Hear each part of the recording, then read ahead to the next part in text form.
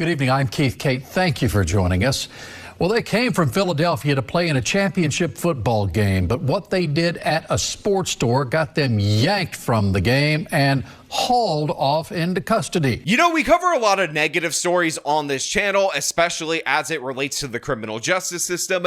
Typically, we will highlight individuals and cases where criminals are released time and time again. They're able to get away with it. You have woke politicians like at the mayor's office or the district attorney's office who try to make the argument that the criminal is actually the victim and that poverty is the real criminal. And if only we can go out and arrest poverty, that would solve all of our problems. However, in this particular case, we have a bunch of Philadelphia youths that were down in Florida in order to play in a high school football championship that thought that Florida would have the same laws and the same politicians that they have in Philadelphia. So they decided that they were going to go out and participate in a Philadelphia-style flash mob robbery at Dick's Sporting Goods, only to find out that not every part of the country has the same worldview on them as innocent Beba Angel Aladdins. What they ultimately ended up discovering was that while their black privilege card works everywhere and is accepted in all places like Visa in Philadelphia, it's actually invalid, got declined, and they ended up not only getting arrested,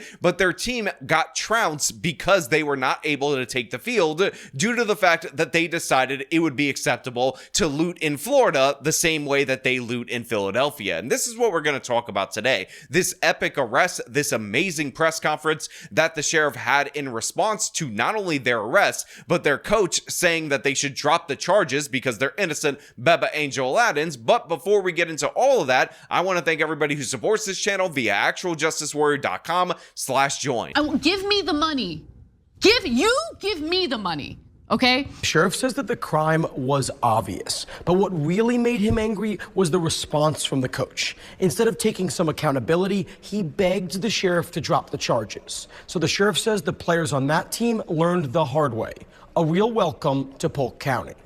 The systematic, organized theft ring called a football team. Smile. You're on camera. This is surveillance video from a Dick's Sporting Goods in Davenport. All the angles law enforcement needed to call this a crime. You didn't see 8 kids from Polk County in a store this weekend stealing, did ya? So the sheriff that is featured in this local news segment is the sheriff of Polk County. He is called Grady Judd. And if you're not familiar with Grady Judd and his attitude toward criminals, I think it would behoove us all right now to get a bit of a refresher on this individual. You have no sympathy for that man. Zero. You guys shot this guy 68 times. And when the media asked you, why shoot him 68 times? Your answer was, we ran out of bullets. We would have shot him more. This guy shot and killed our canine, shot and killed our canine handler, shot the backup deputy, then took the dead canine handler's firearm, ran into the woods. City police came to back us up, shot at 2 of them and happened to miss them. Well, the next day, we had the area surrounded. The next morning, when we had daylight, we had a SWAT team walk shoulder to shoulder through this wooded area in order to find him. Mm-hmm. What do you think's going to happen? Mm-hmm. You're going to get shot. A lot. You're going to get shot so much you can read the Sunday New York Times through you. And that's what happened. So needless to say, the 8 Philadelphia teens, the 8 Philadelphia youths who are typically used to encountering District Attorney Larry Krasner, who is a Soros-funded woke district attorney, got a bit of a culture shock when this guy was in charge of the sheriff's department that made the arrests against them and discovered that they actually conspired to steal over $2,000 worth of goods, thus making it a felony, and they did not get the free pass that not only they expected, but their coach expected. And by the way, I will point out that the local news media decided that it would be a good idea to blur the actual images of these particular suspects. Sheriff Grady Judd busting out the industrial printer to make an example of 8 teens, all either 14 or 15 years old. Even though, again, the sheriff was aiming to name and shame said suspects. So what we're going to do right now is pivot off the local news coverage and go to the actual press conference of the sheriff so you could see these criminals for themselves and so you could hear what the coach of these criminals tried to argue with the sheriff's department related to this particular case. Now I want to introduce you to 8 of the thoroughbreds. And here they are. You look at the thoroughbreds, and you find out what were they doing. What were they doing on Saturday morning? Well, let me tell you what they were doing. They Ubered from where they were staying. They had come from Philadelphia, Pennsylvania, down to the Dick's Sporting Good in Posner Park. Not only did they Uber down there to shop, they had no intentions of paying for their product. So they came into the store in two groups, and they began to systematically steal product. And that's exactly what they did. They stole, and they stole, and they stole, and they stole. Now, not only did they steal 47 items, not only did they steal 47 items, but ostensibly, they may have cost their team the championship and the football game, because I don't know if these all were starters or not, but I can tell you that we were finishers. We arrested them. So as you can see right here, these Philadelphia youths, these Philadelphia teens are all black, 100% of them. And the reason that I bring that up is because a lot of times woke criminal justice policy is instituted because they believe that law enforcement is unfairly maligning the African American community, targeting them for no reason at all whatsoever. But as you can see, when you go soft on crime, what you do is you go soft on those perpetrators. And if those perpetrators happen to be disproportionately black, guess what? They end up feeling like the most privileged members of society, which again is what made them feel entitled to commit this crime. And again, I need to emphasize the entitlement factor right here, because after these kids were arrested, after they were ID'd, the sheriff's department decided that they had to contact the coach of these kids, the person who's supposed to be responsible for molding them not only into good football players, but into good citizens of society. But in addition to that was the person who was responsible for chaperoning them,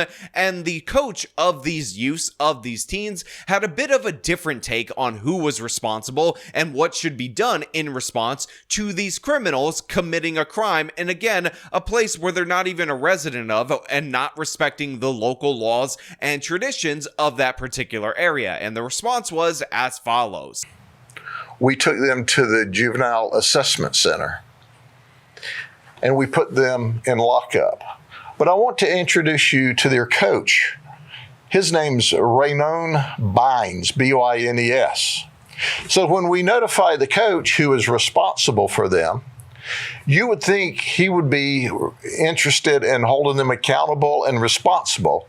Instead, he goes to the deputies and begs them not to take these young men into custody. Oh, don't arrest them. Drop the charges. Let them go.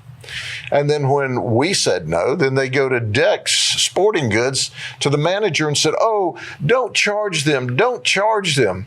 They were not taking bubble gum, one piece to chew. They stole over $2,000 worth of products, over 47 different products they stole. And then when it was evident that they were going to be arrested, then the coach says, don't you guys have anything better to do? What are all these deputies doing here? Don't you have anything better to do than arrest these kids? Listen, I don't know how you do things in Philadelphia, Pennsylvania, but in Polk County, Florida, we'd lock you up for stealing, for being a thief. So this is part of a football team. This is also the thoroughbred thieves. I love that the sheriff of Polk County essentially just said, you know what, give me your black privilege card. Let me see that really quickly, and then did the following with it. No, we're not doing that. That's embarrassing. Yeah, that's right. The coach in this particular instance decided to go to the deputies, ask them not to charge these kids, ask them to let the youths go, don't punish the teens for the crime that they're caught on video actually committing. And then when that failed, he decided to go to Dick's Sporting Goods, plead with them to let them go. And guess what? Nobody was receptive to his pleas. And of course, after asking and begging for mercy, for you to give these black privilege cards one last stamp of validation didn't work, he started going after the police, saying that they had nothing better to do, saying that they were wasting their time sending all of these deputies in order to target these innocent Beba Angel youths that were just experiencing poverty. And again, this is a mindset and a mentality that trickles down from the adults who want these soft on crime policies back in Philadelphia to the youths who take advantage of them, take advantage of the lack of accountability. By the way, couple that with the fact that they're also football players, so they're probably being passed through school and whatnot and not being held accountable in any aspect of their life. And when that happens, when you get used to that level of privilege, black privilege in this particular case, being treated like a normal person feels like oppression. Being treated like the criminal that you actually are, all of a sudden sounds like the greatest injustice, even though, again, they committed the injustice by invading another community, going to one of their stores just so they could steal everything that wasn't nailed down. And it's absolutely embarrassing. And honestly, they call themselves the Thoroughbreds, that Philadelphia team, but obviously they are anything but. This was an embarrassing display. And by the way, they got trounced in the football game. They lost something like 27-6, and maybe they would have lost anyway, or maybe that was due to the fact that they were 8 players down. But rather than actually shifting the blame to those players, all these different various people feel like the Florida Sheriff's Department in Polk County is what cheated them out of the championship, which is absurd. It's insane. It's ridiculous. But again, this is an attitude that comes from Philadelphia, from that culture, from the black culture that produced all 8 of these criminals and likely produced this coach. And this should be called out. It should be highlighted and it should be shamed. And thankfully, the sheriff, Grady Judd, did exactly that repeatedly throughout the course of this press conference. It's their choice to go to jail because they Ubered down and were actively ripping off Dick's Sporting Goods. 47 items, I believe they were caught with. So at the end of the day, the message is clear, not just in this Christmas season, but anytime. All of these stores have cameras. And we have relationships with all of these stores. If you come here to Polk County and steal, there's no notices to appear. There's no warnings. You're in handcuffs and taken to the county jail or taken to juvenile lockup, period. You don't want to go to jail? You don't want to go to juvenile lockup? Don't steal. We didn't choose to arrest you. You chose to be arrested. And that's the way it is. And for the coach, you're way off base here, buddy. Way off base. You're the ultimate loser. So there are absolutely zero lies detected. These teens are old enough to know that stealing is wrong, even though, again, in the city of Philadelphia, they say, oh, it's just them experiencing and reacting to poverty. And yes, 100%, the coach is the biggest loser in this particular case. And I love the fact that this sheriff is calling out the coach by name. I love the fact that he's naming and shaming, humiliating him. And the reason for that is because the coach is still on the side of the criminals. He's still on the side of the youths and not on their side in any way that will actually help them in life, in that he's explaining to them that they need to accept the consequences of their own actions. When I say on their side, I mean supporting them no matter what, trying to be a friend rather than an authority figure. And that is exactly what led them down this path to theft. And again, the culture of Philadelphia obviously responsible for this, because we've seen flash mob robberies all over that city that result in little to no consequences. But these youths,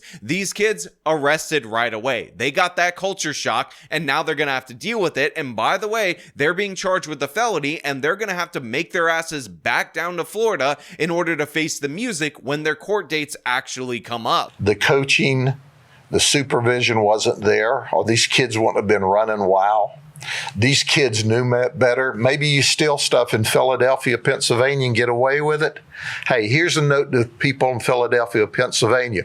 If you hold kids accountable and responsible, and they know if they go in a store and steal, they're going to be held accountable, they don't do it. You didn't see 8 kids from Polk County in a store this weekend stealing, did ya? And there's 850,000 people in this county. Well, and then you have a coach comes down there and tries to beg them out of it instead of holding them accountable. It's frustrating. They will be referred for criminal charges to the state attorney's office and the juvenile system. And at that point in time, they'll have to come back.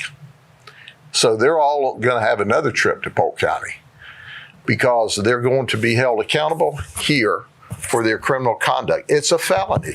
They were charged with felony retail theft and also conspiracy to commit felony retail theft. Again, the answer to almost all of the problems in our society is radical accountability. Accountability for your own actions, whether that be in your personal life or whether that be through society. And guess what? This sheriff gets it, at least in this regard. And for those of you who are saying, oh my God, Sean, he's just targeting the innocent Bubba Angel black youth, this might be evil white racism coded, but in reality, nothing could be further from the truth. This guy is famous for these kind of press conferences. And by the way, when his own deputies were arrested for evidence tampering, guess what this man did? The same exact press conference where he put their faces up on the giant poster board, because obviously this guy is legitimately serious about law and order. And yes, that applies to everyone, even innocent Bubba Angel black youths from Philadelphia who have never been held accountable a day in their lives. So yeah, 100% in support of this. Absolutely love it. The local news should not have blurred their faces. They are criminals. They are thugs. They are responsible for their own actions. And again, one need only look at the surveillance video. You could see it for yourself that these kids are doing exactly what they did in Philadelphia. Go in a group, split up, distract the staff, try to put as much in your pants as you possibly can and try to run away with it. But guess what? Polk County ain't Philadelphia. You're going to have to deal with the consequences of that, and I'm 100% here for it, and so should all of you. But you know what? Those are just my thoughts. I want to know what you guys think down in the comments below. As per usual, if you like this video, show them by leaving a like, subscribe for more content, follow me on my social media, support me via the support links in the description of this video. This has been me talking about black privilege cards getting rejected in Polk County. Till next time.